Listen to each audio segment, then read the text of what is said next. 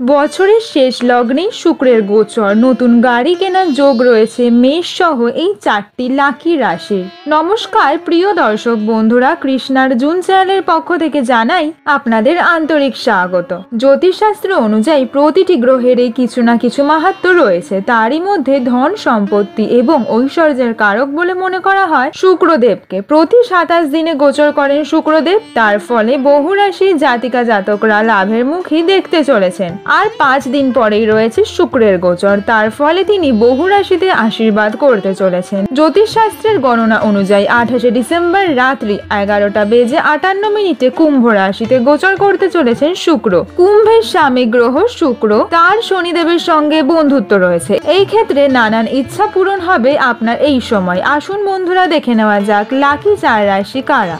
মেষ রাশি। কুম্ভ রাশিতে শুক্রের গমন আপনাদের জন্য খুবই শুভ হতে চলেছে। সৃজনশীল নকশা সম্পর্কিত ক্ষেত্রে কর্মরত শিক্ষার্থীরা জীবনে সমস্ত সুখী অর্জন করতে পারবেন।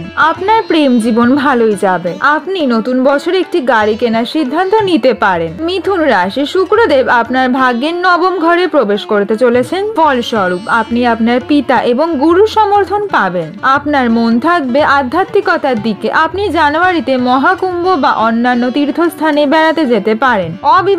অবিবাহিতদের বিয়ের প্রস্তাব আসতে পারে। সিংহ রাশি। সিংহ রাশির জাতিকা জাতকদের এই সময়কাল জীবন সঙ্গী, বিবাহ এবং প্রেমের জন্য অনুকূল, যার কারণে আপনি অফিস বা বাড়ির বাইরে একটি বিশেষ ব্যক্তির সাথে দেখা করতে পারেন যা আপনার হৃদয় পড়বে। আপনাদের দুজনের মধ্যে ঘনিষ্ঠতা বাড়বে। ব্যবসায় অংশীদারিত্বের মাধ্যমে ব্যবসা করলে একটি লাভজনক চুক্তি হবে। আপনার কাজ ভালোই হবে। তুলা রাশি। শুক্রের গমন এই রাশির নিঃসন্তানদের জন্য সুখ বয়ে আনবে। আপনি যদি দীর্ঘদিন ধরে আপনার পরিবার বাড়ানোর কথা ভাবেন, আপনি 28 ডিসেম্বরের পর যে কোনো সময় সুখবর পেতে পারেন। এই সময়কালের মধ্যে গর্ভাবস্থার সম্ভাবনা রয়েছে প্রবল। আপনি আপনার চাকরি ছেড়ে নিজের ব্যবসা করার সিদ্ধান্ত নিতেই পারেন। প্রিয় দর্শক বন্ধুরা, ভিডিওটি আপনাদের কেমন লাগলো কমেন্ট সেকশনের মাধ্যমে আমাকে অবশ্যই জানান। ভিডিওটি যদি ভালো লাগে লাইক শেয়ার সাবস্ক্রাইব করুন।